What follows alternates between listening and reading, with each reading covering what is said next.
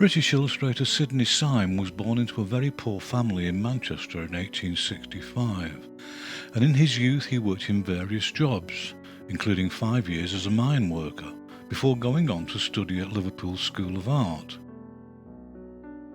He quickly realised that the best chance he had for making a living was through illustration rather than taking his chances as an artist, and at the outset of his career he contributed regularly to many popular magazines of the day, including the Illustrated London News, Pall Mall magazine, The Graphic and Tatler. In 1897, Sime's bizarre series of drawings titled From an Ultimate Dim Thule began to appear in the magazine The Idler. The name of this series was taken from a poem by Edgar Allan Poe, and it was these memorably peculiar monochromes that earned Sime his reputation as a master of weird and wonderful images. Between 1897 and 1899, he worked as an editor at The Idler and another magazine, Eureka, but neither suited him and he returned to life as a freelancer. In 1904, he was approached by the author Lord Dunsany to illustrate his first book, The Gods of Pegana, which was published a year later, and this collaboration began a productive professional association which lasted until 1922. Sime's approach to his choice and application of media was wide-ranging and produced unexpected and highly distinctive results. It included watercolour washes, charcoal and lamp-black paint, applied with any combination of brushes, pens, knives and sponges. He was of the generation for whom full-colour print would arrive late, but even when colour became more widely available at the turn of the century, he didn't show any interest in it. Some of his images have subsequently been colorized, but certainly after his death by someone unknown. Sime's work had come to the attention of the American publishing magnate William Randolph Hearst, and unlikely as it seems, he was invited to the United States to discuss the idea of creating illustrations for Hearst's organization. But nothing came from the talks, and he returned to England to carry on working on another Dunsany book, Time and the Gods, published in 1906. Around this time, Sime's interest in working as an artist in both oil and watercolour increased dramatically, and he began creating personal visions of the apocalypse as predicted in the Book of Revelations. This was very much to the detriment of his illustration, the volume of which reduced correspondingly. Unfortunately for Sime, his newfound desire to be recognised and achieve greater success as an artist met with almost complete lack of interest. He continued to have occasional illustration work published, including more for Lord Dunsany, and in 1923 an optimistic return to endearingly strange beasts in the book of songs titled Bogey Beasts, with music by Joseph Holbrook. But he stubbornly refused to create more commercially accessible material and soon found himself in his mid-60s with very little income. Sime subsequently became something of a recluse, and having given up on both illustration and art, he died in 1941 in poverty, and almost immediately acquired the status of obscure cult figure.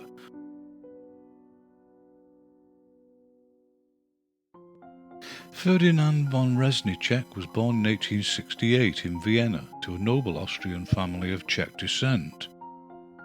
His father was a military officer, and in his teens Ferdinand followed in his father's footsteps and joined the cavalry. But in 1888, when his father died, he immediately enrolled at the Munich Academy of Fine Arts.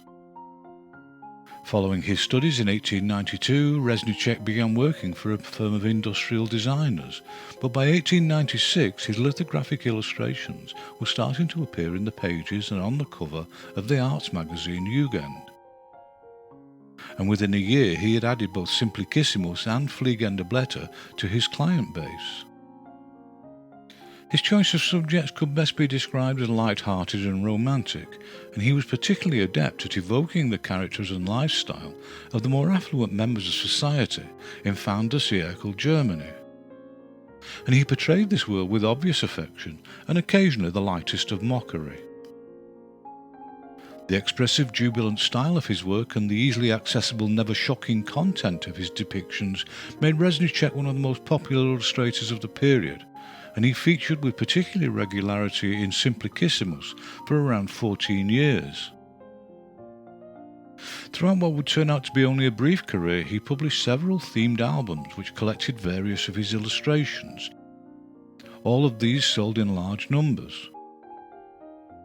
Řezníček also illustrated novels and stories, and some of his images were also reprinted as postcards in the first decade of the 20th century. Oddly, poster design appears to have held little interest for him, and this is the only example I found, which was created sometime around 1900. As the 20th century got underway, Řezníček was among the first to dispense with traditional lithography, and he began creating his work as paintings, which were reproduced by the increasingly popular full-colour process. The images remained every bit as lively and expressive as his earlier work, and he was now able to sell the originals as art to collectors. I've been unable to uncover the circumstances of his death, but it's recorded that he died at the age of only 41 in 1909, and his career in illustration had lasted for just 2 decades. René Giffey was born in Paris in 1884, and he became one of the most prolific French illustrators of the first half of the 20th century. He trained at both the National School of Decorative Arts and the National School of Fine Arts in Paris. The early years of his career are poorly documented, but it is known he was creating work for a couple of popular children's magazines, and these examples from St. Nicholas magazine indicate an already assured quality of draftsmanship and figure work. Not long after, his illustrations also began to appear in books, including Les Sondeurs d'Abîme by Maurice Champagne in 1911. And the success of this partnership led to several others, including 1915's La Vallée Mystérieuse.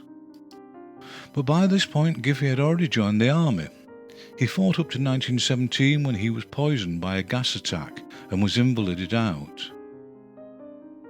Following the end of the war, he quickly re-established himself and was working on a regular basis on books, magazines and children's adventure comics. And in the post-war years, he developed a reputation for his more adult illustrations for several of the sexually liberated magazines being published at this time. He was a regular contributor to La Vie Parisienne and the lesser-known Parisiana, and most frequently in Paris Plaisir. Wildly different dates are stated for the publication of Giffey's visualization of Don Quixote, but 1923 seems to be the most reliable on offer. But whenever it was created, it was surely one of his greatest achievements as an interpretation of classic literature, even if the text was rewritten for children. The series of pen and watercolour images he created were particularly successful in bringing to life this adventure story.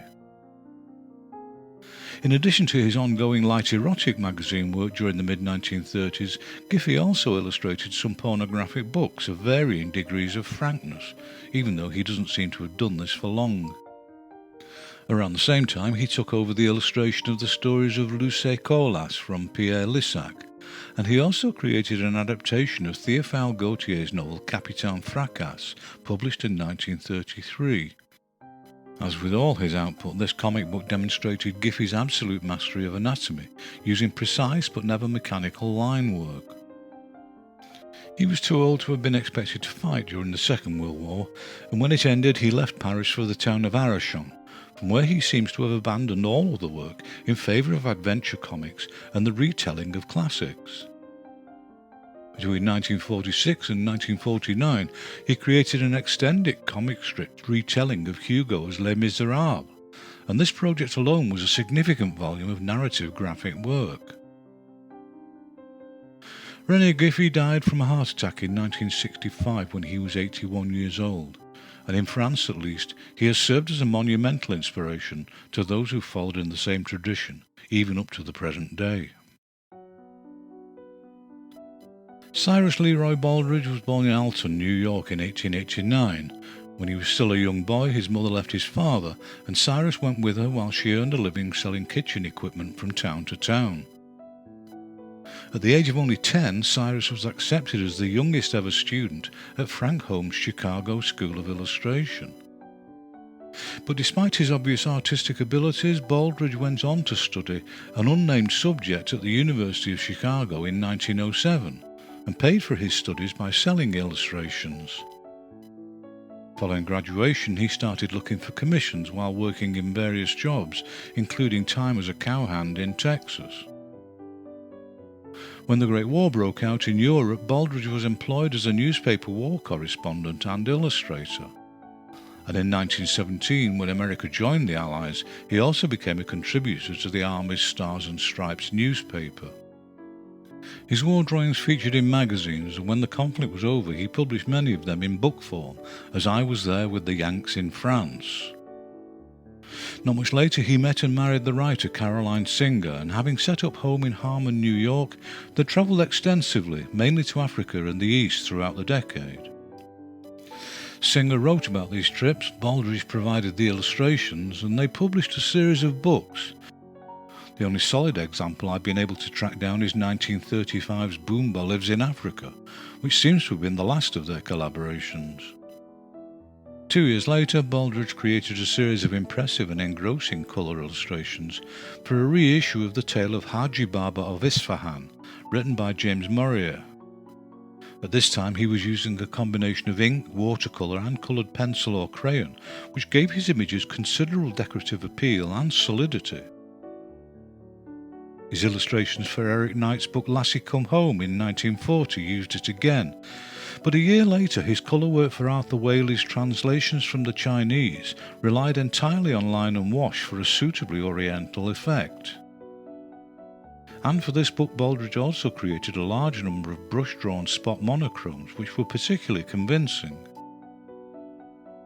In 1942, his colour images for the Parables of the New Testament were published, and once more his combination of line and tonal colour proved extremely effective in holding the reader's attention. In 1945, he had two very different books published. Rickshaw Boy, written by Lau Shaw, featured more of his brush and ink monochromes, and Hans Brinker and the Silver Skates contained the tonal colour technique he had also built his reputation on. He used it again with great success for the Adventures of Marco Polo in 1948, and in the same year he was one of a trio of illustrators commissioned to illustrate a visually compelling edition of the Children's Story Bible. It was 3 years until his next published work, a series of brush monochromes for the story Chariot in the Sky, written by Arna Bontemps, and following this he and Singer retired to Santa Fe, New Mexico.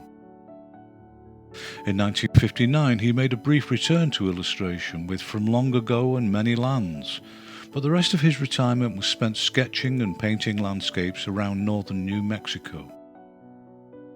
In 1963, Caroline Singer died following a series of strokes, and when his own physical decline later deteriorated to the point where he'd had enough, Cyrus Baldridge shot himself in 1977 at the age of 88. And that rather sad ending wraps up this instalment, and I hope as ever we'll meet up again next time round.